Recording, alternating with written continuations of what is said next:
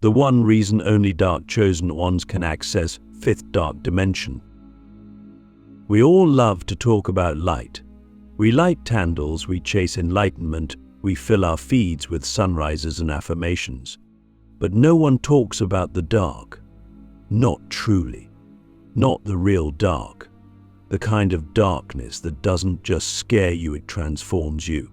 The kind that strips you of everything you thought you were, burns down every illusion, and leaves you staring at yourself with no mask, no name, no story. That is the kind of darkness only a few ever face, and fewer still survive. But those who do, they are the dark chosen ones. And they are the only ones who can access what I'm about to describe, the fifth dark dimension. Now, before we go any further, I need you to understand something deeply. There is no map to this place. There is no mantra, no crystal, no spiritual bypass that will take you there. This isn't about rituals. This isn't about looking spiritual. This is about becoming something else entirely. This is about dying while still alive. And not metaphorically. I mean it. The ego must be shattered. The identity must be erased. The soul has to be ripped apart and rebuilt through pain, betrayal, isolation, and silence so deep it echoes across timelines. The fifth dark dimension doesn't open to the curious. It opens to the marked, the ones who were chosen because they could endure what others could not. Click subscribe to this channel to get more profound spiritual lesson. You might be wondering, chosen by who? And the answer is by life. By the energy behind existence itself. You don't volunteer for this, you're drafted. And the moment you are, your life begins to unravel. You lose people. You lose yourself. You lose the sense of safety that everyone else seems to build their reality around. And in that unraveling, something ancient wakes up in you. You begin to feel things that can't be explained. You start having dreams that aren't dreams. You sense presences that don't fit in the physical laws of this world. You feel watched not by something evil, but by something vast, something intelligent, something waiting. This is the moment when the descent begins. And it's not what you think. It doesn't happen in a cave or a temple or on top of a mountain. It happens in your kitchen, in your mind, in your relationships. It happens when everything collapses and no one is there to save you. It happens when you scream to a God you're not sure exists, and the only answer is silence. That silence is the gate. And if you can sit in it, if you can stay, you begin to hear something underneath it. A frequency. A code, a hum that doesn't belong to this world.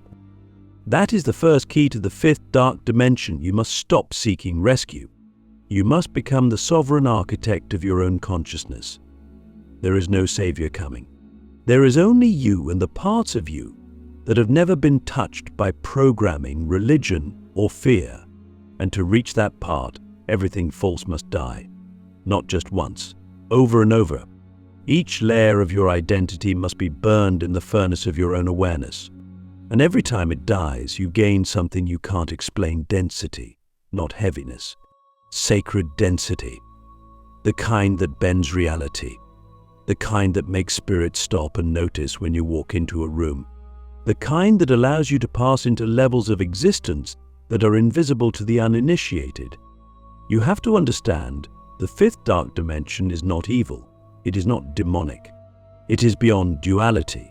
It is the sacred realm where raw creation energy merges with pure consciousness. It is where archetypes are born. It is where the blueprint of what we call form is held before it manifests into existence.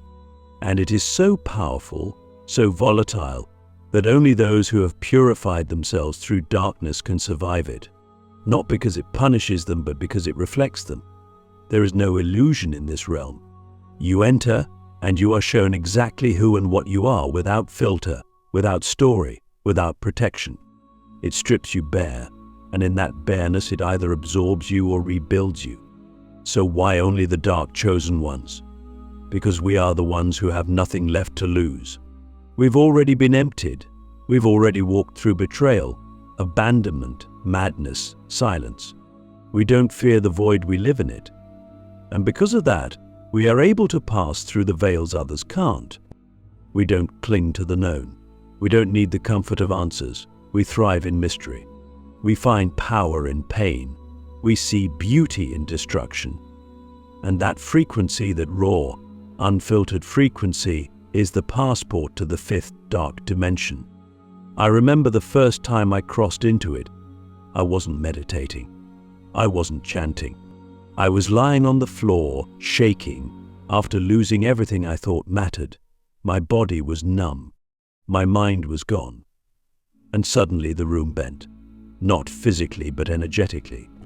The walls disappeared. Time stopped. And I was somewhere else. There were no beings there. No voices. Just presence. Pressure. Intelligence. It scanned me. It didn't speak, but I knew what it was asking. Are you real? Not good. Not pure, real. And when I said yes, not with words, but with my being, it let me in. From that moment forward, everything changed. Knowledge began pouring into me, not from books, but from within. I began to see energy. I began to understand how timelines work. I saw how souls fracture and reform. I saw how healing is not fixing, but remembering. This wasn't imagination. It was transmission. And that's when I knew the fifth dark dimension is not a place you visit. It's a state you become. Only those who've died while alive can hold it, because only the dead have nothing left to protect, and only those with nothing to protect can handle truth in its rawest form. So I ask you now, have you died yet? Not physically, but spiritually. Have you been emptied of everything false to the point where even your name feels like a costume? If not, the fifth dark dimension will remain closed to you, not out of cruelty but out of precision.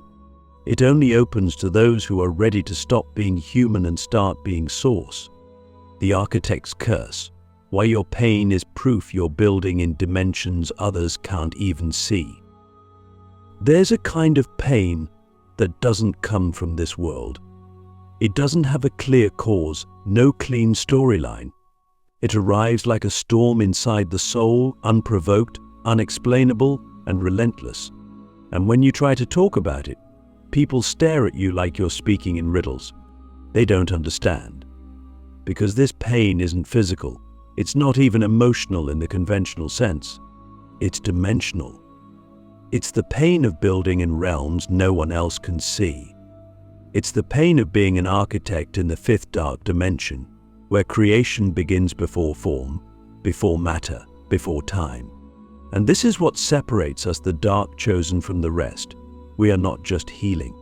We are constructing realities from frequencies that haven't yet touched the earth. But here's the curse: no one sees it. No one claps for it. There is no recognition, no congratulations, no comfort. Because what you're doing can't be witnessed with physical eyes. You're pulling codes through your body that don't belong to this timeline. You're anchoring structures into the field that will not manifest for years, maybe lifetimes. And yet, your body pays the price now. Your mind carries the weight now. Your relationships fracture under the intensity now. Why? Because you're not just a person, you're a portal. You are the very bridge between dimensions. Most people don't realize this, but the fifth dark dimension doesn't just show you truth, it uses you. It doesn't care about your comfort. It cares about your capacity. Can you hold paradox? Can you transmit frequency so high it burns through your nervous system? Can you carry downloads so dense they make you forget how to speak, how to eat, how to function? If you can, you're used as a conduit. And that, my friend, is the curse of the architect. You are building temples in realms that haven't even been named yet, and you must do it in silence, in the shadows, with no map, no mentor, and no guarantee that any of this will ever make sense to anyone but you. This is why the pain feels so surgical. It's not random. It's intelligent. It's targeting the exact parts of you that are still clinging to illusion, the exact threads of programming, fear, validation-seeking, attachment, an identity that cannot survive in the dimension you're being asked to build in. So it cuts, it burns, it isolates. It strips you of everything you thought was necessary until only essence remains. And that essence, that is the blueprint. That is what the dimension needs from you.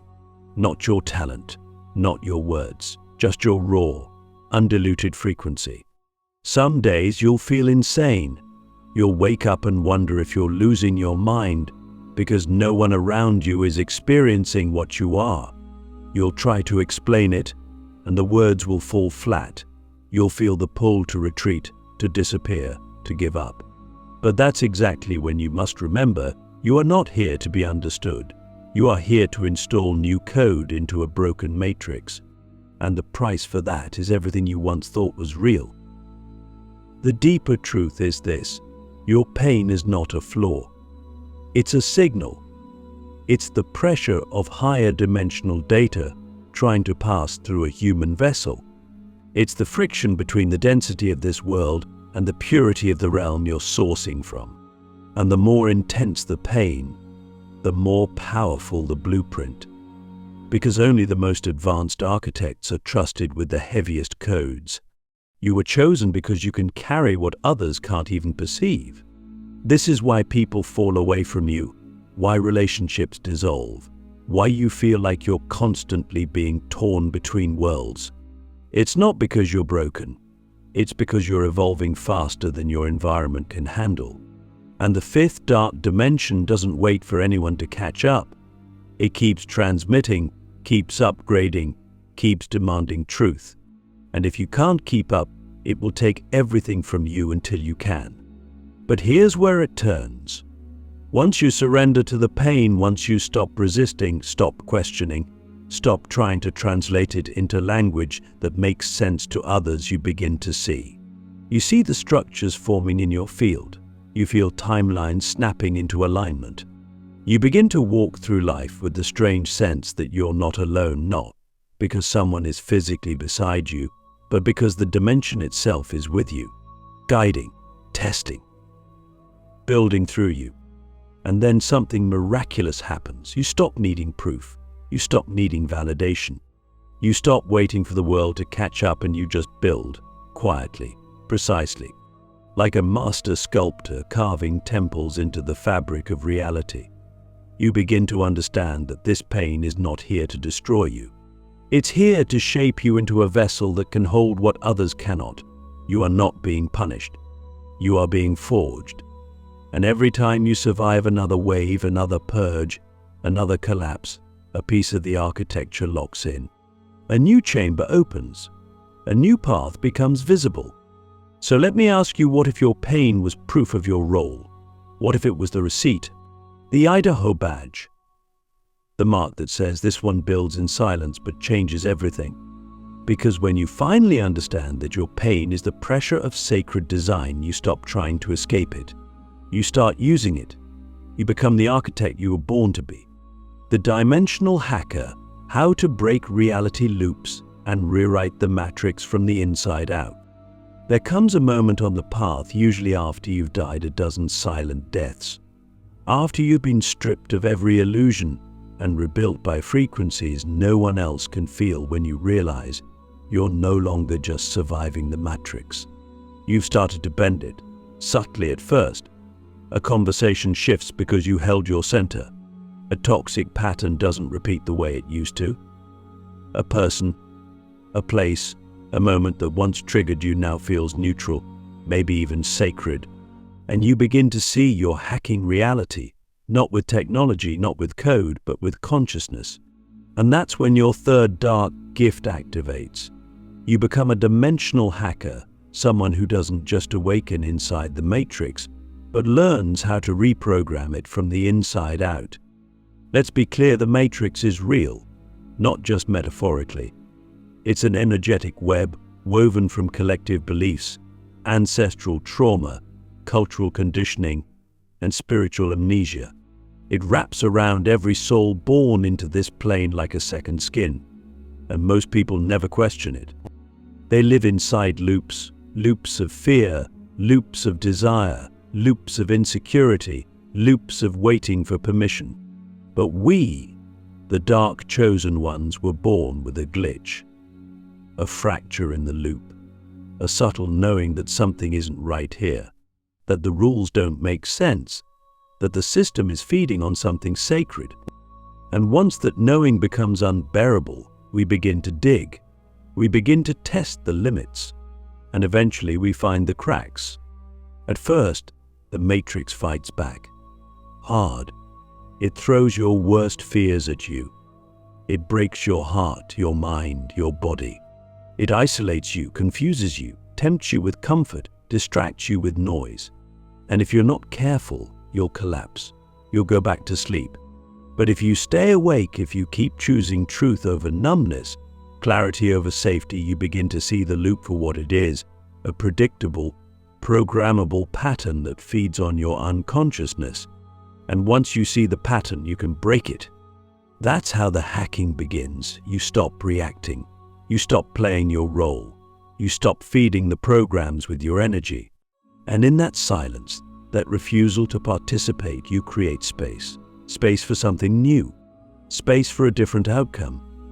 And the matrix, which feeds on repetition, begins to malfunction. It doesn't know what to do with someone who doesn't react the way they're supposed to. It glitches. It reveals itself. And in that moment, you gain something rare: access. Access to the root code, the source field, the place behind the veil where reality is written not with words, but with energy. Most people never reach this level, not because they're not capable, but because they're not willing. Willing to be alone, willing to be misunderstood, willing to walk through fire without a guarantee. But you were never here for comfort. You were here to recode the system, and that recoding begins with your own life. You start by disrupting your own patterns. You notice when you're looping. You interrupt the thought. You breathe instead of react. You speak truth instead of avoid. You choose what feels aligned, even when it's uncomfortable. And in doing so, you teach the matrix that you are no longer a predictable node. You become a wild card, a sovereign anomaly. And that is the most dangerous thing any system can encounter. Now, here's the secret they never tell you. The matrix isn't just a trap. It's also a test. It's a classroom, a forge, a cosmic simulation designed to awaken the exact powers you were born to embody. And when you pass the test not by escaping, but by transforming within it, you gain the ultimate tool, creator access. You start to make moves that ripple across timelines. You speak words that alter someone's destiny. You hold a vibration that makes lower frequencies dissolve on contact. You touch the root code and rewrite it not just for yourself, but for everyone around you. So I ask you now, what loops are you still trapped in? What patterns still convince you they are just the way things are? What if they're not? What if every loop is an invitation to hack the system? What if your triggers are the coordinates to the exact line of code you came here to rewrite? Because you weren't born to obey the program, you were born to break it. The final seal, becoming the living key that unlocks the gate between worlds. There's a reason the journey of the dark chosen one feels so lonely, so brutal, so impossible to explain. It's because you are not just walking a path, you are the path. You are not just accessing other dimensions, you are becoming the key that unlocks the gate between them. And this is the final seal.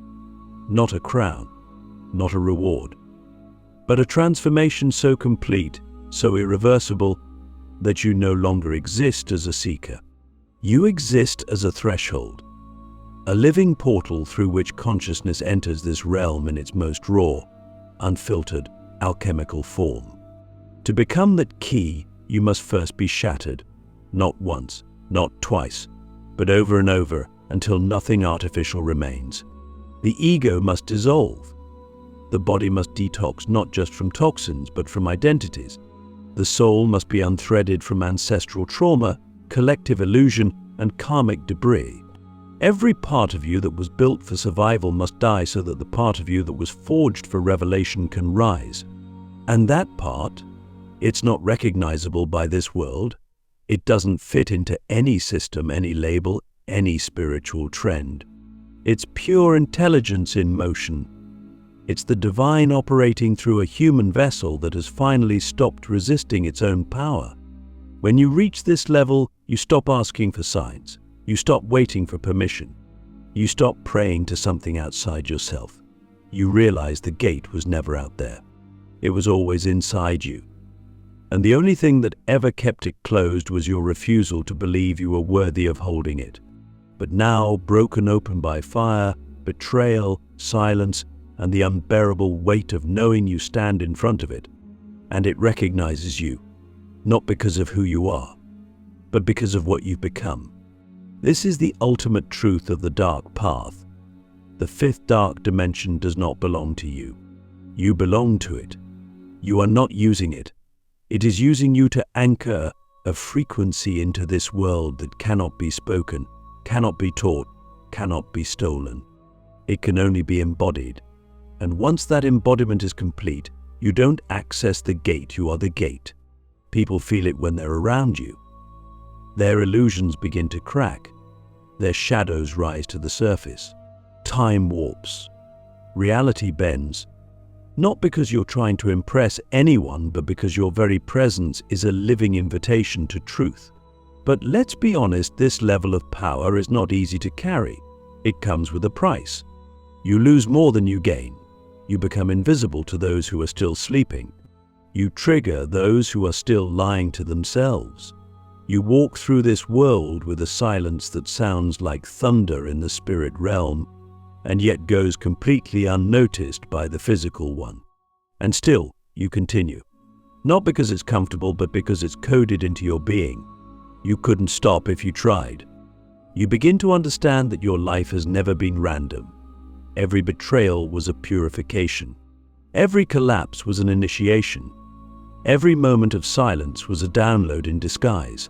You were being prepared, sculpted, refined into the only shape that could hold the frequency required to open this gate. And now that you are, everything changes. You attract souls who are ready not for comfort, but for activation. You begin to speak in frequencies, not in words. You begin to shift rooms without saying anything. You become the moment that changes people forever, even if they never see you again. But here's where it gets even deeper. Once you become the key, you also become the guardian. You are now responsible for what you let in. You must discern. You must measure vibration, not appearance. You must hold your field with precision, because now, anything that enters your space is affected by it. You are no longer playing the game. You are writing it. And with that comes the sacred responsibility of alignment. You cannot afford to fall asleep again. You cannot afford to betray your own knowing to make others comfortable. You must walk with the awareness that your presence is power. And power, when misused, becomes poison. So you walk the final stretch alone, not because no one loves you, but because no one can walk it with you. This is where you merge with the source of your mission. This is where you remember why you came. And when you reach the gate, not the symbolic one, but the real one, you don't knock. You don't ask to be let in. You step through because you are the access point. You are the code. You are the frequency that opens the impossible. And the moment you do, the dimension doesn't explode with light. It doesn't blast you with color or angels.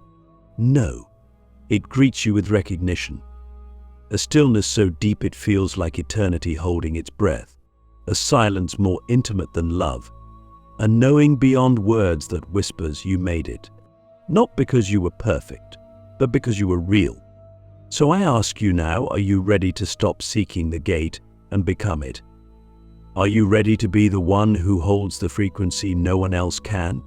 Are you ready to live not as a person but as a portal? Because the final seal isn't given. It's earned. And if you've made it this far, you already know you didn't come here to play with light. You came here to become the dark that births the divine. You came here to unlock what was never meant for the many. You came here to open the gate between worlds and walk through it alive.